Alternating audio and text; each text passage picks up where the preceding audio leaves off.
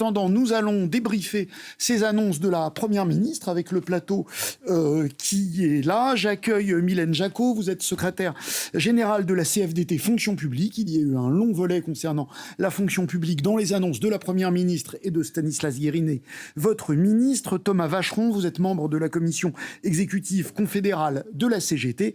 Enfin, bonsoir Dominique Carlac, vous êtes vice-présidente du MEDEF.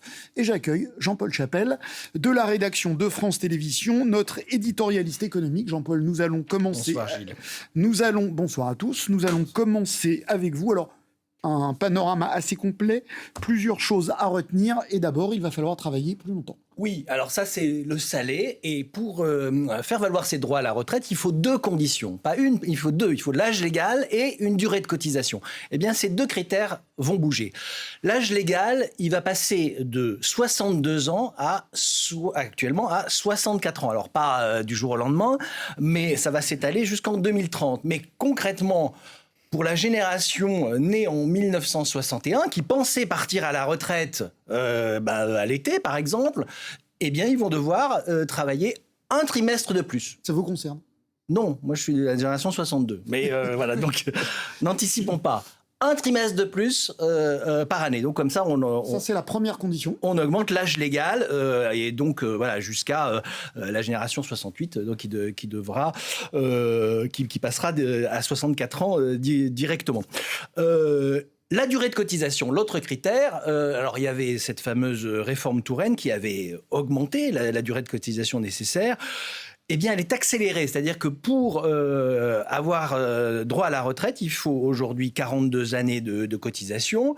On devait passer à 43 ans en 2035, au rythme de un trimestre tous les 3 ans. Eh bien, on accélère, c'est un trimestre de plus chaque année. Un trimestre de plus chaque année. Et là, ça se rapproche. C'est 2027, c'est ça ? Absolument, à la fin du quinquennat, on sera à 43 années de cotisation. Donc voilà, il y a le salé sur les deux critères. Bien. Un aspect sucré, en revanche, les petites retraites augmentent et elles augmentent tout de suite. Alors, il y a un peu de sucré sur les petites retraites qui concerne donc 2 millions de personnes, les retraités nouveaux, mais aussi les actuels, ceux qui ont eu une retraite complète au niveau du SMIC. Une carrière complète. Oui, une carrière complète voilà, au niveau du SMIC. Là, ils ont cotisé suffisamment et donc ils auront droit à 1 200 € par mois. C'est 1 200 € brut par mois. Donc, c'est 100 € de plus par rapport au minimum vieillesse. C'est 85% du SMIC. La nouveauté, si je puis dire, c'est que ça concerne aussi les retraités actuels, alors qu'on pensait que ce serait seulement les nouveaux retraités. Nouveaux entrants à la retraite. D'après la réforme. Bon. Voilà. Tout cela, c'est quand même un défi concernant l'emploi des seniors. Mais oui, parce que à quoi bon allonger la durée légale pour avoir droit à la retraite si les entreprises poussent les salariés vers la sortie avant cet âge. C'est le cas actuellement. Hein, Votre voisine du MEDEF ronchonne, on lui demandera tout à l'heure ce qu'elle en pense. Sur le constat, il est imparable. Hein, il y a environ un tiers de la tranche d'âge 60-64 ans qui est encore en emploi. Voilà, donc... Et bien là, il faut dire que c'est un grand pari, parce que pour l'instant, il n'y a pas de mesure vraiment coercitive pour alors, il y en a une, cet index, on verra. Mais c'est pas coercitif, c'est un index, donc un index, c'est une indication concernant l'emploi des seniors. Il faut le dire. Mais si vous remplissez pas les critères... Si vous avez une entreprise de plus de 300 salariés, vous devrez dire où vous en êtes, etc. Mais il n'y a pas de sanction à ce stade. Bon, il y aura des petites choses pour la retraite progressive, le cumul emploi-retraite. Mais enfin, c'est... Merci Jean-Paul pour cette brillante et courte synthèse. On va réécouter la Première ministre et d'abord dans l'ordre que vous avez vous-même dit, c'est-à-dire d'abord le côté, il va falloir travailler plus longtemps, puis après on en discute tous ensemble. L'âge légal de départ à la retraite sera relevé progressivement de 3 mois par an pour atteindre 64 ans en 2030. Nous serons donc à 63 ans et 3 mois à la fin du quinquennat. Parallèlement, nous n'irons pas plus loin que les 43 ans de cotisation prévus par la réforme Touraine pour partir avec une retraite à taux plein, mais nous atteindrons cette cible plus vite en passant à un rythme d'1 trimestre par an. Nous serons à 43 ans en 2027. Mylène Jacot, on va commencer par vous. Alors, Jean-Paul disait, ça c'est l'aspect salé, c'est-à-dire on travaille plus. C'est du salé-salé ou c'est du salé, finalement, qu'on arrive à avaler?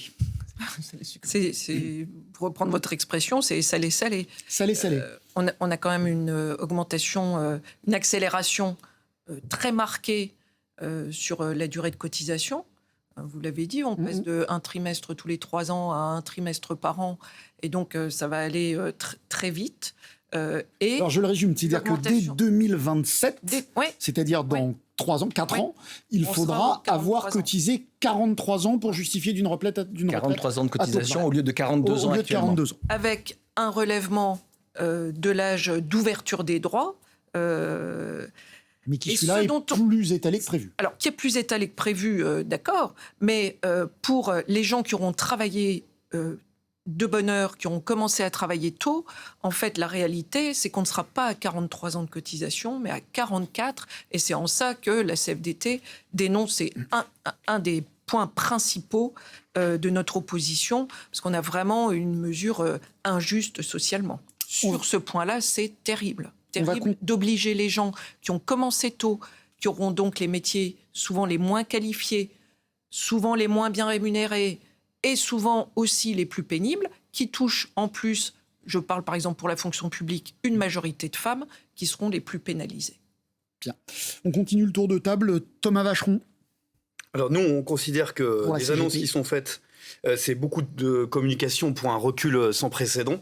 On considère que ces mesures, elles sont violentes parce que 2 ans, c'est violent. Il faut mesurer ce qu'on est en train de parler. Et deuxième chose, c'est brutal parce que l'accélération des trimestres, c'est brutal. Aujourd'hui, il y a un problème de pouvoir d'achat dans ce pays. C'est là le besoin numéro 1 de toute la population.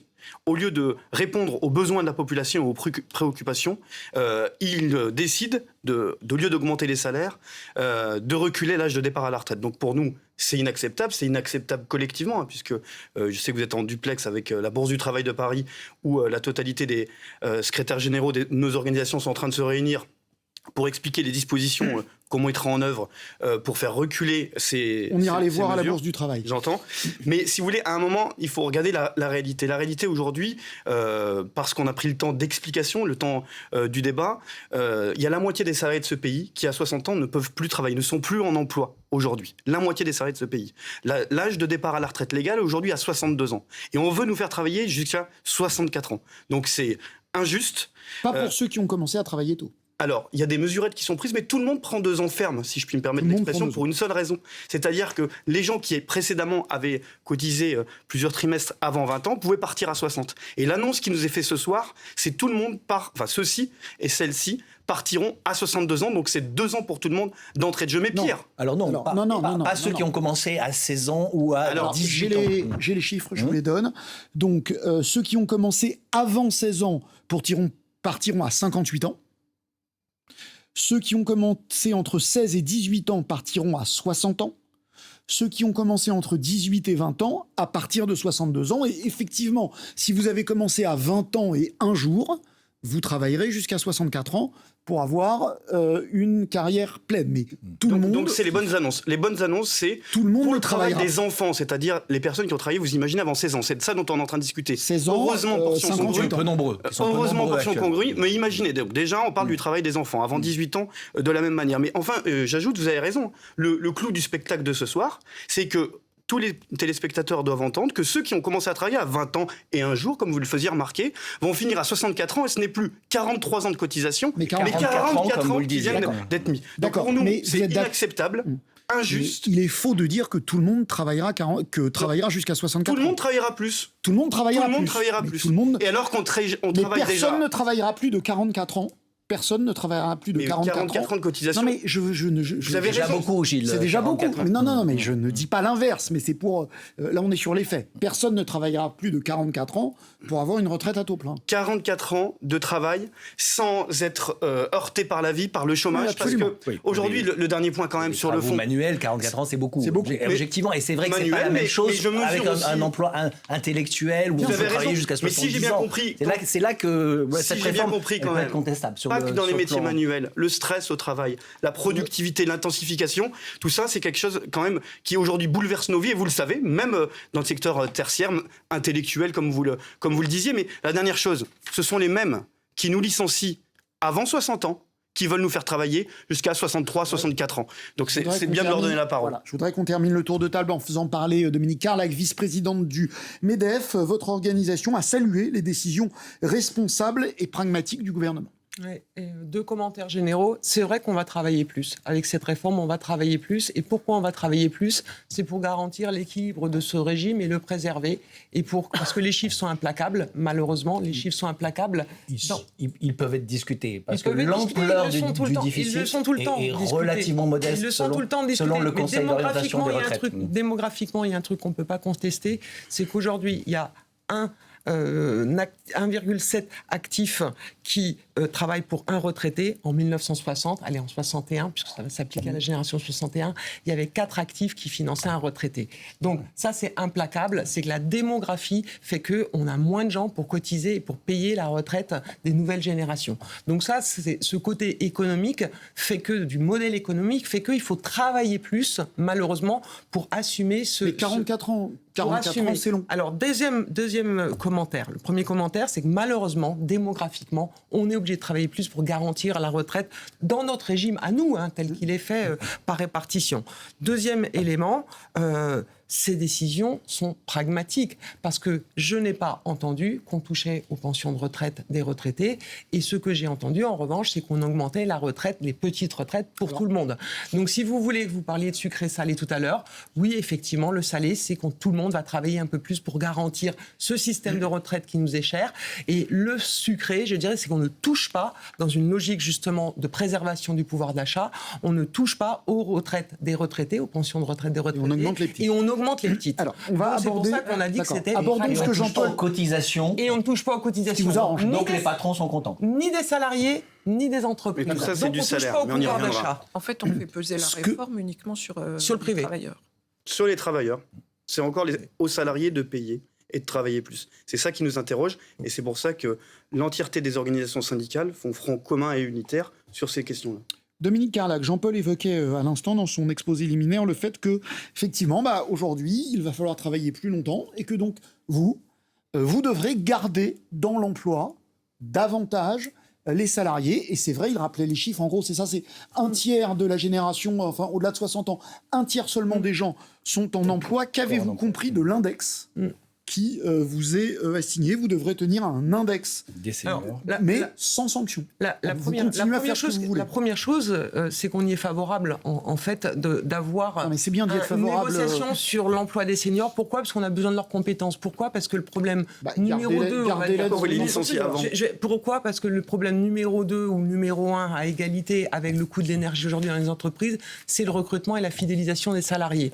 Donc, travailler sur l'emploi des seniors et des gens qui sont fidélisés, on a tout intérêt à le faire, je dirais, globalement. Donc là, on va y travailler.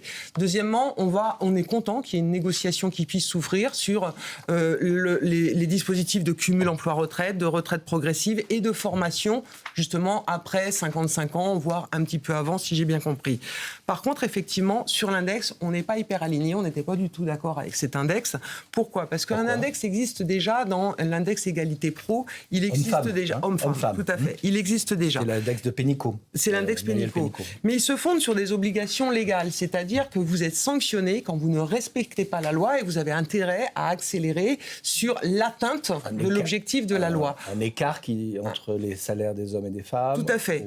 Tout à fait. Et aujourd'hui, l'emploi senior tel qu'il nous a été présenté, on sanctionnerait des entreprises sur une non-atteinte de résultats qui n'ont pas d'obligation légale. Donc nous, ce qu'on voudrait, s'il faut garder cet index pour être un peu incitatif et dynamiser le système, c'est que ça soit des indicateurs maîtrisables. C'est-à-dire, par exemple, le taux d'accès à la formation qu'on offre aux seniors, les visites médicales sur l'employabilité des seniors, enfin, quelque chose qui soit applicable. Parce et qui soit applicable dans les métiers. Parce qu'aujourd'hui, c'est quoi ? Surtout qui soit applicable dans les métiers. Je vais m'expliquer 2 exemples.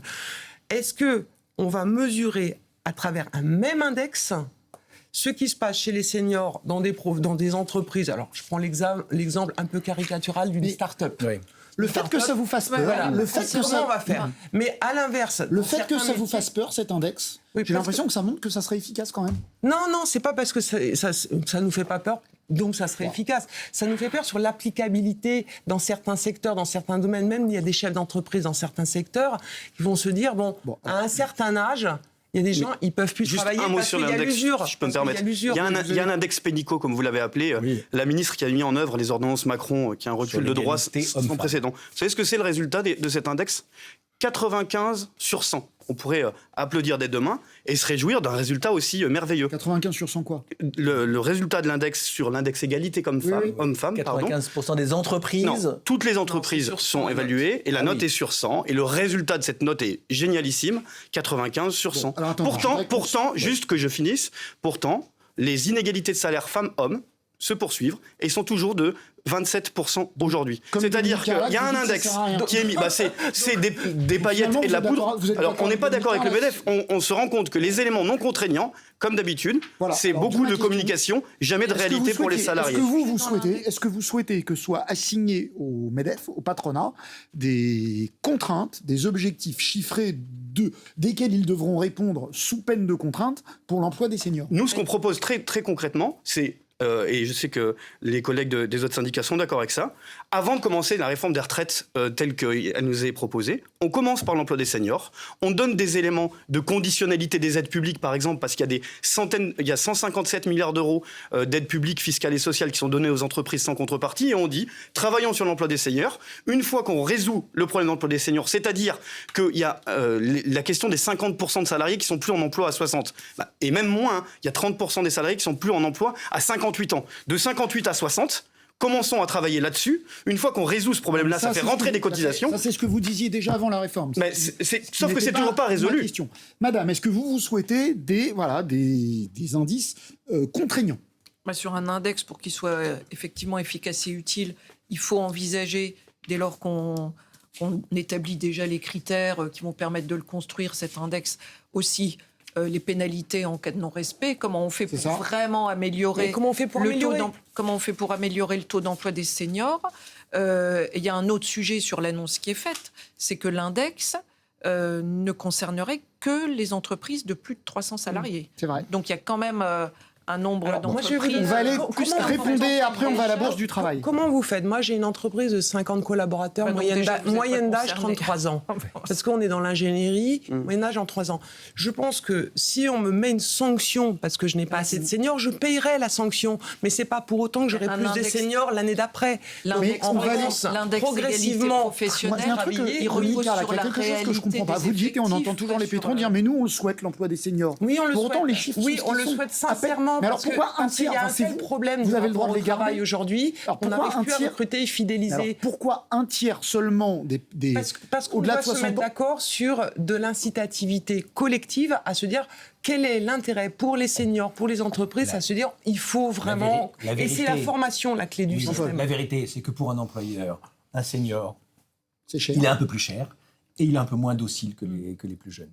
Je ne suis pas sûr de ça. Et puis vous en débarrassez systématiquement. Je suis pas sûr de ça. Rupture conventionnelle collective. Plan de licenciement, c'est toujours les...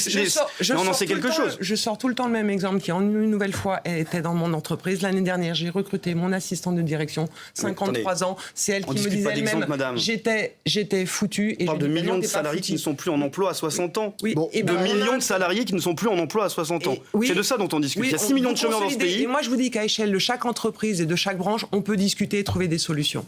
Donc, vous comprenez que la différence... C'est un vœu pieux. Vous comprenez que... C'est pas un vœu pieux, c'est vraiment une volonté. Vous mettez-vous à la place entre ce que vous dites aujourd'hui, ce dont il a besoin. Ce que vous dites souhaiter et la réalité est troublante. Peut-être que la pénurie de main-d'œuvre va forcer des employeurs, faute de mieux, d'occuper leurs seniors. De la compétence et de la stabilité dans les entreprises. C'est trop facile de dire. Pardon, on doit aller à la...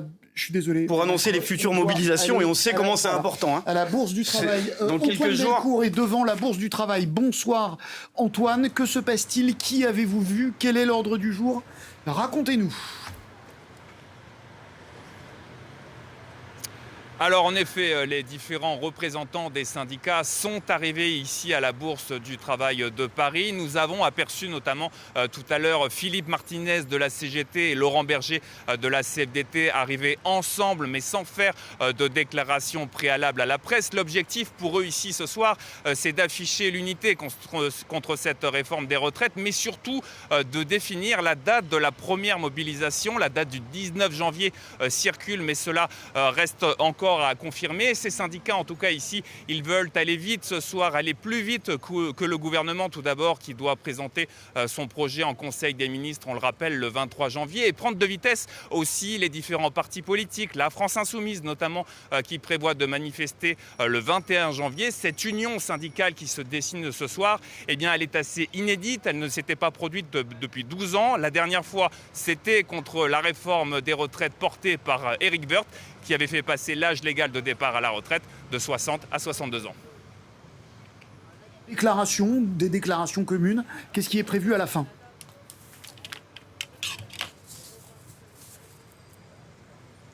Alors pour le moment, les quelques représentants syndicaux, notamment ceux de la CFDT ou de FO, se sont exprimés rapidement à la presse, mais c'était vraiment des déclarations rapides, préalables. On ne sait pas exactement à quelle heure va se terminer cette réunion entre les différents syndicats. Bien, merci beaucoup Antoine, vous restez avec nous évidemment. Vous nous rappelez si quelqu'un sort et vous nous confirmez que ce sont les patrons, les tauliers, les secrétaires généraux des organisations qui sont réunis dans la Bourse de Travail. C'est ça. Oui, effectivement, les représentants des 8 syndicats. Parfait, merci beaucoup. Mesdames, messieurs les syndicalistes, cette date du 19 janvier dont on parle, évidemment, ça serait un peu pour couper l'herbe sous le pied de Jean-Luc Mélenchon qui voulait une journée le 21. Est-ce que vous, clairement, alors sans préjuger des décisions qui seront prises par vos patrons respectifs, vous souhaitez la mobilisation la plus large possible ? Est-ce que vous souhaitez qu'elle concerne y compris le secteur privé ? Pour dire les choses clairement, est-ce que vous souhaitez que la France soit bloquée le 19 janvier ? La question, en fait, plus... tu veux commencer ? Plus on sera mobilisé le 19 janvier, puisque vous parlez du 19 janvier, peu importe la date, mais dans les jours qui viennent, nous, on invite la totalité des salariés du public et du privé à descendre dans la rue et en mobilisation, en grève, ça peut être sur 1 heure, ça peut être en débrayage, etc., pour faire reculer le gouvernement et le projet du MEDEF. Vous n'appelez pas une grève générale ? On n'appelle pas à la grève générale, on appelle à la grève tout court. Pour une seule et unique raison, c'est que tous ensemble, on considère que reculer l'âge de départ et accélérer le nombre de trimestres, c'est un recul brutal et violent. Et donc on invite les gens, et on s'adresse aux téléspectateurs, quand on est salarié du privé notamment, parce que ça fait partie, il y a 22 millions de salariés du privé, on invite les salariés du privé à participer à ces mobilisations, parce que c'est une des conditions qui permettra de les faire reculer. Ils sont fragiles, quand on voit ce qui était prévu avant la conférence de presse, et c'est ce que vient d'annoncer Madame Borne, on voit qu'il y a beaucoup de bougés, ils sont fragiles. Si ensemble on s'y met, il y aura des reculés et on pourra rediscuter des sujets à résoudre, parce qu'il y en a à résoudre, notamment la question des minimums de pension, etc. Mais vous comprendrez que les Français qui nous regardent et qui se demandent comment va se passer la deuxième quinzaine de janvier, entre appeler les salariés du privé à faire 1 heure de débrayage, à faire la grève comme ils peuvent, ou à un appel massif à la grève le plus longtemps possible, c'est pas tout à fait la même chose. J'ai pas rêvé, c'est pas ça que vous nous promettez. Il y a un appel, et nos secrétaires généraux sont en train de finaliser, après les annonces qui viennent d'être faites, il y aura un appel à une mobilisation massive le 19 janvier ou le 24. Le 19, ça vous paraît crédible comme date ? Ça nous semble aussi crédible que le 24. Je ne sais pas, ils doivent finir de se mettre d'accord, mais enfin, voilà, c'est... De toute façon, c'est dans quelques jours. Une fois, c'est un jeudi et une fois, c'est un mardi. Oui, enfin, de toute façon, il y aura une mobilisation. On travaille, en tout cas, côté CFDT, à ce qu'elle soit la plus importante possible. D'une seule journée ? Pour nous, c'est une seule journée. D'accord. Voilà. Donc il n'est pas question de bloquer la France comme pour les réformes Juppé, par exemple. Mais dans ces cas-là, il y a une chose qui est sûre, c'est qu'il y a une journée de mobilisation qui va être décidée collectivement. À l'issue de cette journée de mobilisation, il est de tradition qu'on se retrouve, qu'on en fasse un bilan partagé et qu'on voit ensemble ce qui convient de faire pour poursuivre et pour tenter d'obtenir des améliorations du dispositif de réforme des retraites qui vient d'être présenté et tenter de faire revenir le gouvernement à la raison et de le convaincre qu'il y a d'autres solutions possibles pour financer le système de retraite. Est-ce que le gouvernement ne fait pas le pari que les syndicats aujourd'hui, peut-être vous direz malheureusement, n'entraînent pas suffisamment des mouvements d'ampleur et que il vaut mieux faire alliance avec LR pour trouver un compromis plutôt que négocier, y compris avec la CFDT sur la question des retraites? D'abord, le gouvernement, il n'a pas négocié avec personne. Il a concerté, ça c'est vrai, mais il n'y a pas eu de négociation. On n'est pas du tout dans un processus de négociation. Le projet qui va être présenté à l'Assemblée... Il a clairement trouvé un accord avec le parti LR. Oui, non, mais quand on parle de retraite et qu'on parle de travail, on discute avec des partenaires sociaux et avec les organisations syndicales représentatives des travailleurs, des employeurs aussi. Mais on dit... Là, l'exécutif a dit... la discussion politique, elle est ailleurs. Il y a une articulation entre ce qu'on appelle la démocratie sociale et la démocratie politique. La démocratie politique, c'est un autre sujet pour le gouvernement. Effectivement, il faut qu'il la trouve, sa majorité. Mais avec les partenaires sociaux, il y aurait eu une négociation, on aurait pu probablement construire une autre réforme des retraites, parce qu'on n'est pas là, nous, en tout cas CFDT, à dire que tout va bien. On a les images, manifestement, ça a été assez rapide de se mettre d'accord, puisqu'on voit les différents leaders syndicaux qui sont là. On voit Philippe Martinez et Laurent Berger côte à côte avec Frédéric Souillot, le nouveau patron de Force ouvrière. Manifestement, on voit il y a une volonté, un front uni, une volonté de montrer, c'est la première fois. Il y a la totalité des organisations syndicales réunies ensemble qui vont annoncer dans quelques minutes une première journée de mobilisation. Donc une première, ça en appellera d'autres. Si le gouvernement n'entend pas... Alors, Laurent Berger, pardon de vous interrompre, Laurent Berger a pris le micro. N'avancez pas.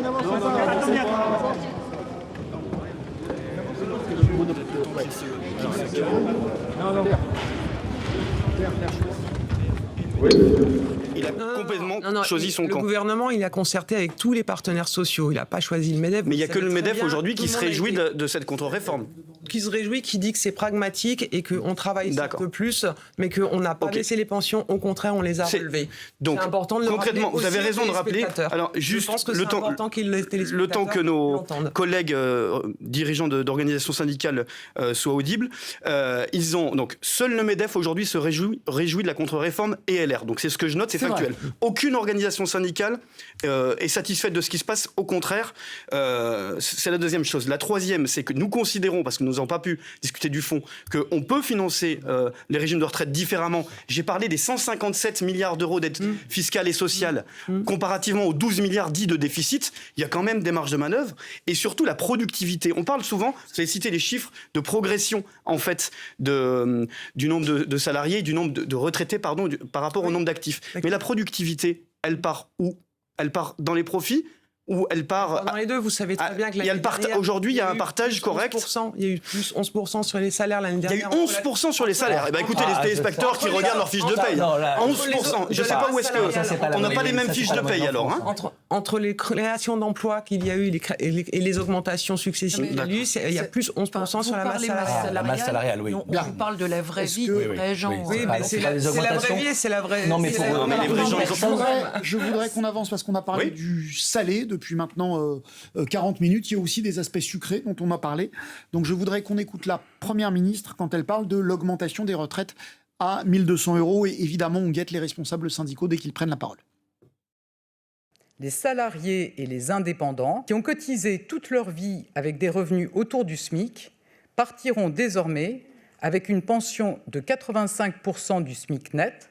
C'est près de 1 200 € par mois dès cette année. Nous avons décidé d'intégrer dans notre projet la revalorisation des pensions de retraite actuelles pour tous ceux qui ont une carrière complète au niveau du SMIC. Bien, donc retraite minimum à 1 200 €. Évidemment, quand on a une... on va écouter Laurent Berger. La syndicale appelle les salariés à se mobiliser fortement dès cette première journée du 19 janvier dans l'ensemble du territoire et à participer aux différentes initiatives organisées en intersyndicale. Je vous remercie. Nous vous proposons maintenant collectivement que chacun et chacune d'entre nous, ici, les responsables des organisations syndicales, les 8 organisations syndicales signataires, puissent répondre à vos questions peut-être pas dans ce format-là, mais plutôt par petits îlots, tel que vous le souhaitez. Je vous remercie. Est-ce que c'est une intersyndicale historique ? Tout intersyndical est historique.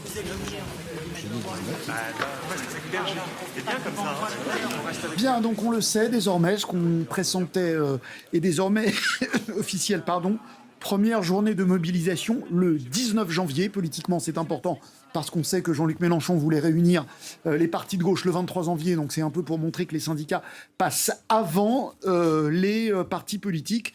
Il y a combien de temps que les syndicats n'avaient pas été unitaires comme ça ? Cela fait 12 ans que toutes les organisations syndicales n'avaient pas dit ensemble leur refus d'une contre-réforme et proposé une journée de grève et de mobilisation. Et on insiste collectivement sur le fait que chacun doit pouvoir prendre sa part dans cette mobilisation. Plus nous serons nombreux dans cette première journée, plus le gouvernement pourra entendre et modifier et retirer évidemment son projet. Puisque vous avez évoqué les 1 200 € quand même. Attendez, maintenant qu'on a une minute, je voudrais qu'on revienne là-dessus, sur cette date et sur cette mobilisation. Moi, sur la date, elle est décidée ensemble. Je n'ai pas de commentaires à faire. On sera mobilisés le 19 et pour notre part. Alors on va réécouter. Pardon, c'est un peu heurté. On va réécouter Laurent Berger, votre chef.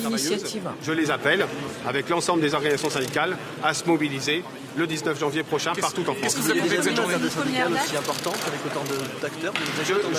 Cette journée du 19 janvier, pour nous, elle est le démarrage d'une mobilisation pour que cette réforme n'entre pas en vigueur, pour que le gouvernement recule. Je suis extrêmement clair. Il y a eu une concertation, il y a eu, je crois, des points que nous avons pu faire, que nous avons pu pousser, mais cette réforme, elle part d'un préconçu par le gouvernement, par le président de la République, qu'il fallait reculer l'âge légal de départ en retraite. Nous y sommes tous et toutes opposés. Et bien dans ce cas, on a appelé ensemble à se mobiliser le 19 janvier. Il y aura d'autres dates. C'est une grève générale le 19 janvier. La CFDT, non ? Non, la CFDT, elle appelle souvent quand il y a des manifestations à des débrayages chez la grève. Tout le monde le sait, ça prend des formes diverses selon le type d'entreprise, le type des secteurs professionnels, les tailles des entreprises. Et donc voilà, on appelle ensemble le 19. Et c'est le début, comme le dit le communiqué, d'une mobilisation. Et on verra le 19 au soir en se réunissant, ce qui sera la suite des mobilisations. Est-ce que c'est une grève générale ? Non, c'est un appel à la mobilisation partout en France, comme vous avez pu le voir, avec des débrayages pour pouvoir aller manifester. Et après, les secteurs professionnels, y compris, s'organiseront. C'est un front syndical, il nous dit depuis 12 ans. C'est effectivement un front syndical, tout simplement parce que cette réforme, alors que l'équilibre du régime des retraites n'est pas menacé dans une telle mesure qu'elle était en 2003, en 2010 ou en 2014, c'est une des réformes les plus brutales des 30 dernières années sur la question des retraites. Et donc, on a décidé de se mobiliser. Et comme vient de le dire madame, c'est vrai que c'est rare de vous voir à côté de la CGT, la CGT à côté de la CFDT. Parce que vous ne nous suivez pas assez, mais ça fait régulièrement, on travaille ensemble. L'idée était quand même d'aller vite. Cette date, elle intervient rapidement, il fallait frapper vite et fort. Et je crois que c'était important que les organisations syndicales donnent le là d'une mobilisation contre la réforme des retraites. C'est ce que nous avons décidé de faire en actant cette date du 19 janvier, c'est la semaine prochaine. On va construire d'ici là, chacun dans chacune de nos organisations, les conditions d'une mobilisation. Et on verra, on fera le point le 19 au soir. Quel est le dernier rapport que vous avez avec Emmanuel Macron ? Est-ce que vous n'avez pas cette réforme ? Alors, on a écouté Laurent Berger, plusieurs éléments dans cette déclaration.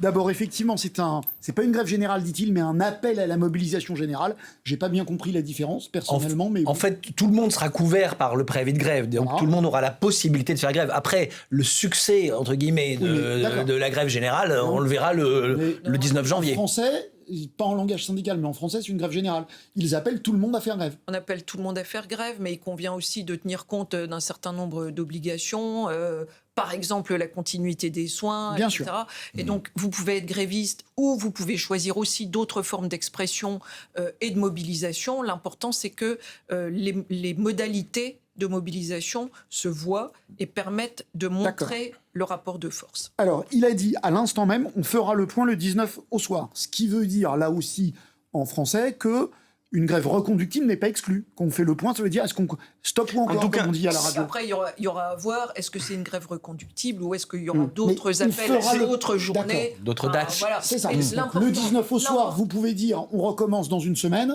ou on recommence demain. Sans doute en fonction de la mobilisation. Sans doute. Voilà. Je crois que l'important dans ce qui se passe là en ce moment, c'est que on n'a pas des syndicats qui sont quand même complètement excités.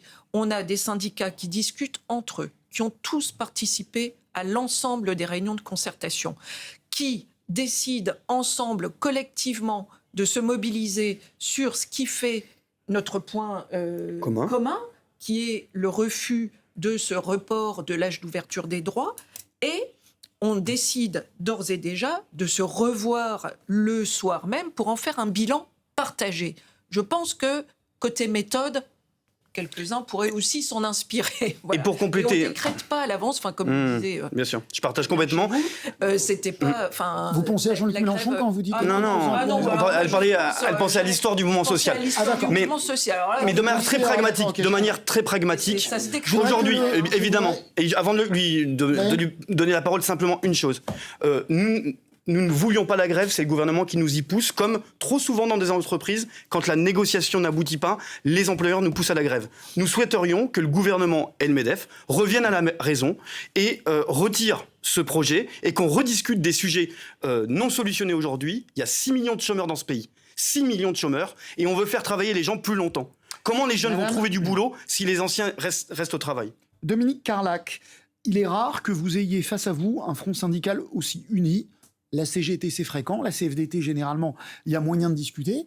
Comment vous interprétez le fait, quelle réaction appelle chez vous le fait que là, pour le coup, vous avez effectivement un front que même Jean-Paul et moi, on n'a pas l'habitude de voir les syndicats aussi unis. On va peut-être... C'était il y a 12 ans. C'était il y a 12 ans. La réforme